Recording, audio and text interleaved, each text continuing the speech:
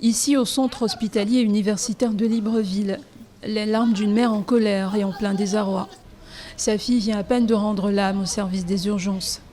Arrivée quelques heures plus tôt avec la défunte qui semblait manquer d'air, ce n'est que lorsque les derniers moments de cette dernière semblaient approcher qu'un médecin a daigné la prendre en charge dans une salle de soins dont l'accès a d'ailleurs été refusé à cette mère éplorée.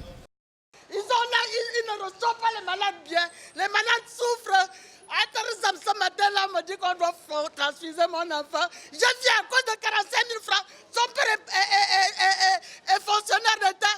45 000 francs ne veut pas transfuser l'enfant que son père viendra signer. Elle ne réclame désormais plus que la justice. La justice, nombreux sont les Gabonais à la réclamer et à l'appeler de toutes leurs prières.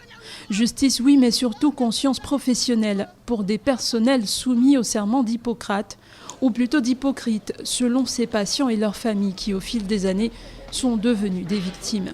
L'accueil n'est pas généreux et on vous traite comme des animaux. Donc vraiment, il faut que l'État fasse quelque chose parce qu'on a vécu dans d'autres pays, on sait comment on accueille. Et si on parle de l'hôpital général dans un pays, c'est que c'est là où on doit trouver un accueil vraiment chaleureux. Le personnel a souvent tendance à être réticent vis-à-vis des patients. Tant bien que les personnes puissent être souffrantes, nous trouvons que l'accueil n'est pas très chaleureux comme il devrait l'être. Vêtu de blanc mais taché de sang, une image qui ne quitte plus le personnel médical et soignant des hôpitaux publics gabonais, où l'argent et le profit ont pris la place de la solidarité et de l'humanité, où la compassion et l'assistance ont été remplacées par la corruption et la paresse, et où le mépris, la maltraitance et la négligence règnent désormais en maître.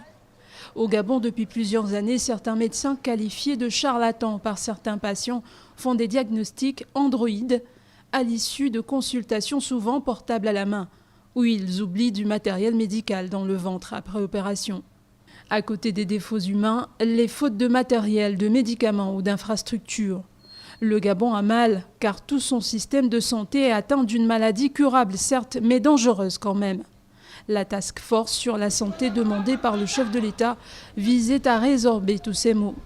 Mais il s'est encore, une fois de trop, agi de mots sans fond, de démonstration d'intelligence et pas de réalisme. Pas étonnant que le chef de gouvernement hausse le ton et sonne la fin de la récréation.